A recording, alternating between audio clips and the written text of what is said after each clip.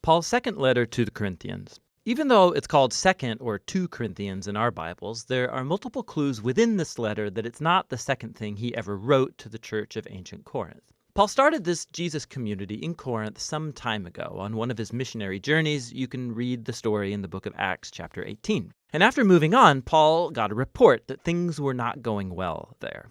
So he wrote the letter that we call 1 Corinthians to correct these problems, and it appears that many in the church rejected Paul's teaching in that letter and rebelled against his authority. And so we learn in this letter that Paul had followed up in person with what he calls the painful visit, and after that he sent a letter which he says was written with anguish and tears.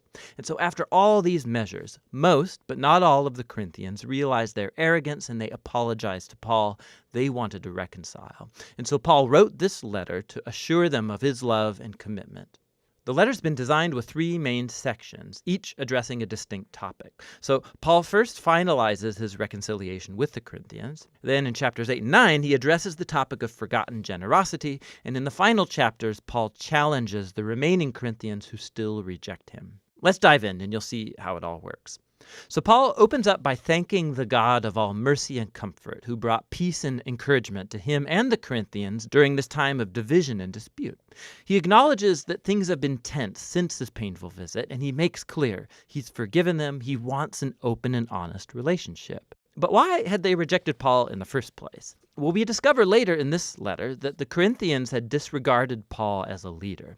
He was poor, he earned a meager living through manual labor, he was under constant persecution and suffering, he was often homeless, and to top it off, he wasn't a very impressive public speaker. And so once the Corinthians were exposed to other, more wealthy, impressive Christian leaders, they started to think less of Paul. They were actually ashamed of him. So Paul responds first by showing that their elevation of these leaders, simply because of their wealth and eloquence, is a betrayal of Jesus. It shows a totally distorted value system. True Christian leadership, Paul says, is not about status or self-promotion. Paul depicts himself and the other apostles as captive slaves to King Jesus, who's leading them on a procession of triumph. Paul's job isn't to be impressive, but rather to point people to the one who is Jesus. He then alludes to the recent demand of the Corinthians that he provide some letters of recommendation to prove his authority and credentials, and this is ridiculous to Paul. Their church wouldn't even exist if he hadn't started it, and so he says they are his proof of genuine leadership. They are his letter of recommendation. He cleverly quotes from the prophets Jeremiah and Ezekiel, saying that God's Spirit has written his letter of recommendation on their hearts as his new covenant people. The Corinthians shouldn't need any more proof than that. Now, the mention of the new covenant, it leads Paul into a long comparison between the old covenant between God and Israel that was mediated by Moses and the new covenant between God and the Corinthians mediated by Jesus and the Spirit. The old covenant made at Mount Sinai, it was truly glorious. It made Moses himself shine with God's glory, but that glory eventually faded. Not to mention the fact that the laws of that covenant were ineffective at truly transforming Israel. But the new covenant, by comparison, is even more glorious because the resurrected Jesus is the very glory of God and he lives on forever. And it's his Spirit that's now transforming people to become more faithful just like Jesus himself. Now, this all sounds amazing. I mean, who doesn't want to share in God's own glory? But Paul goes on to show how the paradox of the cross turns upside down the Corinthians' ideas of glory and success. After all, Jesus' glorious exaltation as king took place through his suffering, execution, and death. On the cross, Jesus revealed God's salvation. He died for the sins of the world to reconcile people to God.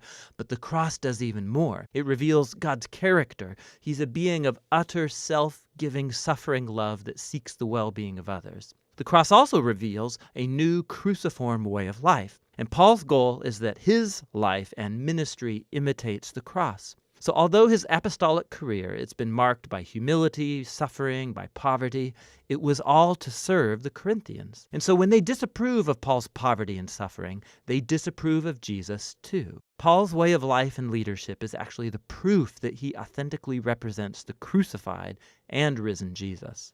Paul really wants to reconcile with the Corinthians, but he won't let things lie until they've been transformed and embrace this upside-down paradox of the cross. After this passionate appeal, Paul moves on to address the topic of forgotten generosity. So the Jewish Christians back in Jerusalem, they had fallen into poverty due to a famine. And Paul was raising money among the new churches that he started, full of mostly non-Jews.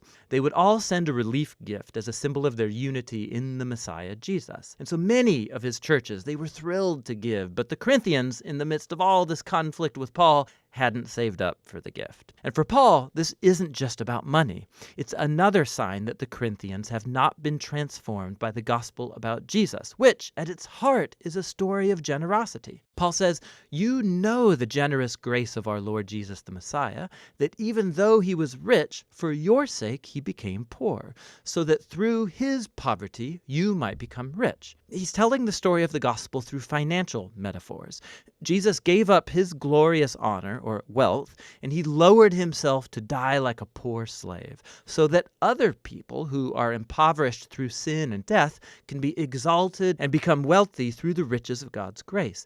To be a Christian is to let this story sink deep into your mind and heart, letting it transform you into someone who's more generous, more willing to share your life and resources to help others. In the final section of the letter, Paul focuses on the main source of his conflict with the Corinthians, that group of impressive leaders that he sarcastically calls super apostles.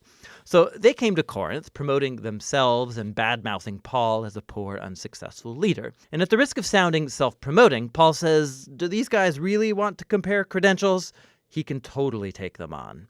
Are they Jewish Bible experts? Well, so is Paul. He was a Pharisee, for goodness sakes. He has the whole Bible memorized. Do they want to brag about their superior knowledge of Jesus? Paul has actually seen and hung out with the risen Jesus. He's actually had visions of Jesus' heavenly throne room. But more importantly, Paul has given his entire life to the mission of Jesus. He sacrificed comfort and stability, and he never asked the Corinthians for money. Unlike the super apostles who charged a lot, Paul earned his own living. But, Paul says, he refuses to brag about these accomplishments because these aren't the things that really matter as a Christian. Instead, what he'll brag about is how flawed and how weak he is, because it's in those inadequacies that he discovers the love and mercy of Jesus. Or as Jesus once told Paul, "My grace is sufficient for you.